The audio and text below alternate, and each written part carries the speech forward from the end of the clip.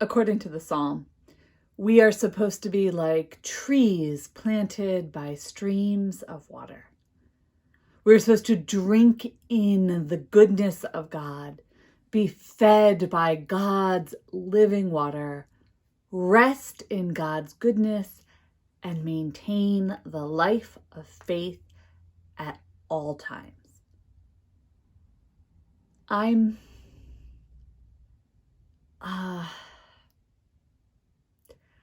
not sure how you hear that right now, here in May of 2021.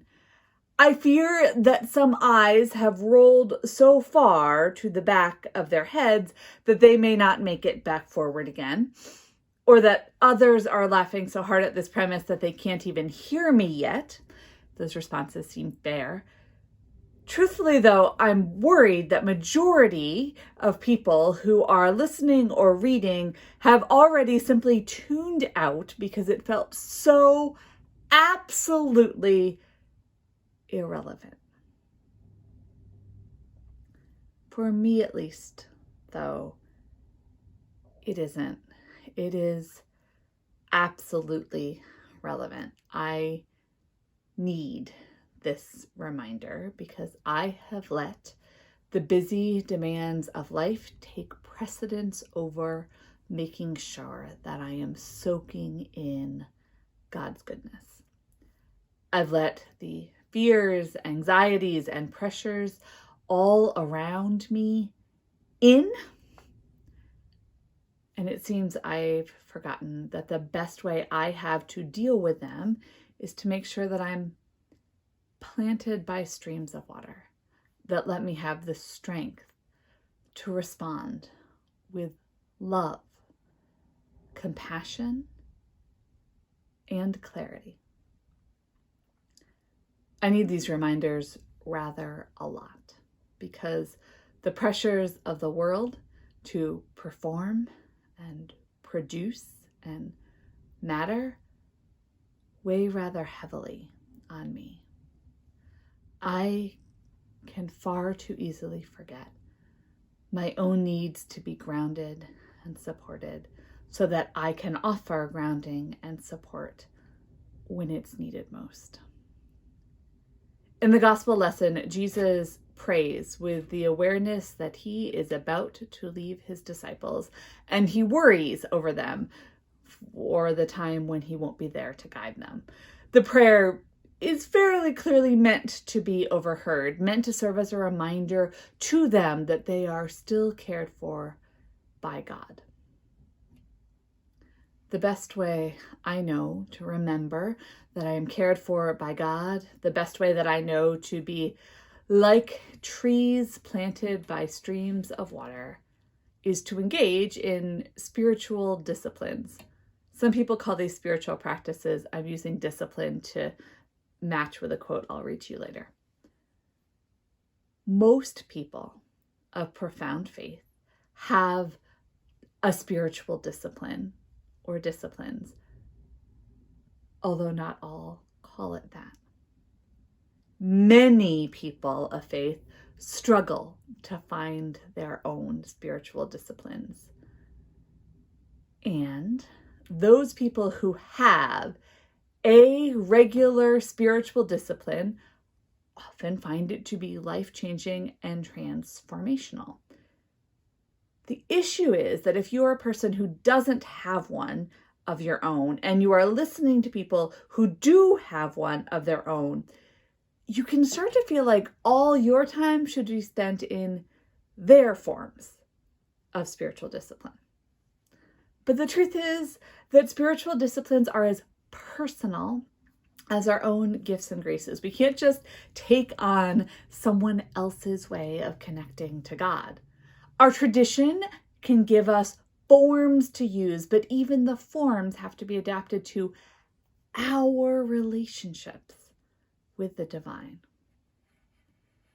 Sometimes in clergy circles, spiritual disciplines come up in that unhelpful way. Each person is fully convinced that their life is better because of the way that they reach the holy, which is great. and then suggest that everyone else should try their way too. Not so great. The closest practice I know to one that should be universal is simply this: bliss. That is, finding the things that bring us pure joy and spending as much time with them as we can. Or if that one doesn't speak to you, another helpful perspective on spiritual disciplines comes from the book Dark Nights of the Soul by Thomas More. Thomas More was a Roman Catholic monk in the beginning of his life, but he left the monastery when he was near 40 and moved to New Hampshire, where he lived a life as a family person. He has a whole bunch of degrees and functioned as a psychologist. In the book, Dark Nights of the Soul, he proposes that the darkness of life is an important part of life, even when it looks like depression. He has a model for respecting meaninglessness and accepting that God may be transforming people as if in a cocoon when they are drawn away from normal life. I find the book to be helpful in preparing myself for conversations with people who are struggling, including myself. At one point in the book, he is talking about catharsis and talking about it as a letting go of the crowdedness within so that the soul can sort through to what is important. I was startled as I read this because I finally understood that the goal is not to take on all spiritual disciplines and become the perfectly disciplined spiritual person. Rather, the point is to use the tradition and our own creative energy to connect with God in exactly those ways that are life-giving, which is a terribly obvious point that I hope and suspect you already do, but I would have said that I did too until my experience of freedom came when I read it. So here's an extended quote from Moore's conversation on catharsis. More. My favorite kinds of contemplation include playing the piano, walking in a forest, sitting quietly in a church or house of worship, and even window shopping.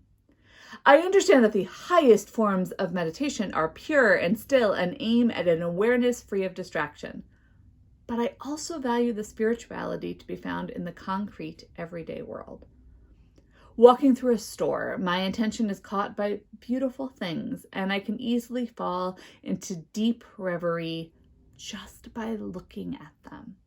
I find this to be a good way to be spiritual without criticizing ordinary life or the physical world. The general aim of catharsis is creative tranquility, a condition in which you are free from the pressing practical concerns to consider the bigger questions. The actual practice of contemplation may vary from one person to another, but some physical quieting helps start the process.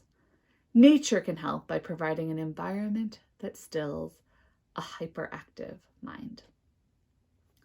Other spiritual practices may also clear out a crowded life. Religions teach fasting, retreat, vegetarianism, a spirit of poverty, neatness, cleanliness, moderation, and solitude. These familiar practices can be part of the busiest person's life and give that life a spiritual dimension. In this sense, making your bed every morning can be a spiritual practice. This natural spirituality I'm describing deepens the place from which you live and allows you to open your heart to receive more from life and give it to others.